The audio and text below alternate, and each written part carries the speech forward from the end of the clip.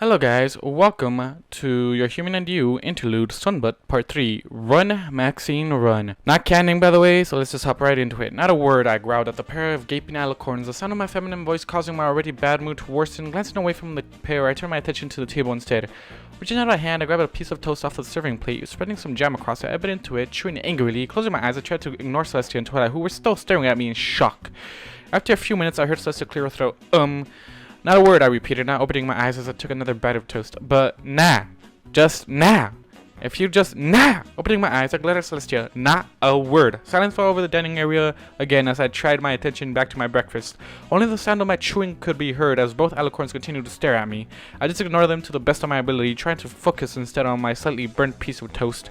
Finishing it off, I reached for another piece and proceeded to smother it with the jam as well. As I raised the food to my mouth, the silence was broken again, this time by Twilight. Why don't you have any pants on, or underwear for that matter? Pausing, I just stared at the toast in front of me for several seconds before answering. I don't want to talk about it, I grumbled before taking a huge bite of the toast. Did something happen? Twilight pressed on, tapping her hooves together nervously. Slowly, I turned my head to stare at her, then glanced down at my chest that was now protruding more than it should have. When I returned my gaze back to Twilight, she was blushing slightly, her ears folded against her head. I mean, besides the obvious, I don't want to talk about it, I repeated, returning to my breakfast. I promised not to laugh. Closing my eyes, I said heavily before hanging my head. I woke up with a full bladder and was all halfway to the bathroom when I saw myself in the mirror, and my reflection startled me. Twilight stared at me with a blank expression for several seconds before her eyes widened, understanding. Oh. She placed a hoof over her mouth, and it took me over a few seconds to realize that she was trying to hold it in her laughter. Growling in annoyance, I shoved the rest of the toast into my mouth before studying and stalking off. No, wait, Twilight called after me. It's snark. I'm not laughing at you. Ignoring her, I proceeded to storm out of the dining room, slamming the door behind me. I'm not sure if she was laughing, but I was laughing. Stalking down the hall of the palace, I growled softly to myself, blowing my new length of hair out of my face. This wasn't the strangest thing that had happened to me since coming to Equestria, but it certainly was one of the tamer ones. That thought didn't stop me from deciding that even if it took me a lifetime, I was going to get Luna back. I was so aggravated that I wasn't even watching where I was going, and I rounded the corner of the corridor. I ran headlong into a pony going to the other direction. With a yup, we both fell backwards.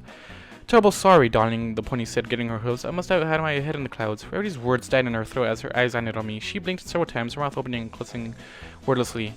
Max? She asked tentatively when she finally found her voice. I nodded my head and her eyes widened further. They slowly drifted downwards and a blush crossed her face. Do forgive me for my rudeness, she continued, but what happened to you? Luna, I growled, my eyes narrowing. Revenge for the tower prank. I see, said Rarity, slowly her gaze still directed slightly downwards. Is that why you currently have she showed off her blush intensifying as the word failed her. Confused as to what she was getting so flustered about, I glanced down as well. My eyes widened and I gasped slowly when I realized that I was laying on the ground with my legs spread wide open, giving Rarity a clear view of my new private parts. Quickly sitting up, I closed my legs and covered myself with my hands, my cheeks turning bright red. Sorry, I stammered, unable to look at Rarity in the eye. I'm not used to this body. That's quite alright, dear, Rarity said absentmindedly, still staring downwards, even though there was nothing to see. Her voice lowered as she added, "By the looks of it, there's certainly nothing for you to be ashamed about." Her brow furrowed for a brief moment before she shook her head to clear it. Glancing back up at my face, she gave me a confused look. Dear, I don't mean to pry, but why aren't you wearing anything but a shirt?" she asked. My blush deepened and I groaned softly. "Because all the other clothing I have is dirty and I have nothing else to wear," I grumbled. I froze, perking up slightly as I realized who I was talking to. "Rarity!" I cried, finally looking back at her, a smile spreading across my face. "You can make me more clothing, yes?" This caused her to blink several times before replying. I certainly have those supplies here, and it wouldn't take that long since I've had to fix clothing for you in the past. You certainly get up to a lot of activities that cause horrible wear and tear on your clothing. Yes, I'm pretty sure I can make you some more clothing." My smile grew and I suddenly cheered. However, I froze my smile, finishing as Rarity's eyes narrowed and she gave me a sly smile. "I certainly will be interested in trying something new. After all, I haven't had much of a chance to experiment in a female human attire." I gazed at her in horror as a measuring tape gripped in her magic slowly levitated up beside her head. Her slight smirk slowly turned into a bone-chilling smile as she took a step towards me. "I wonder what you look like in a dress." That's the end. That's gonna be fun. 100,000 stories have my head as I look for the answers in what I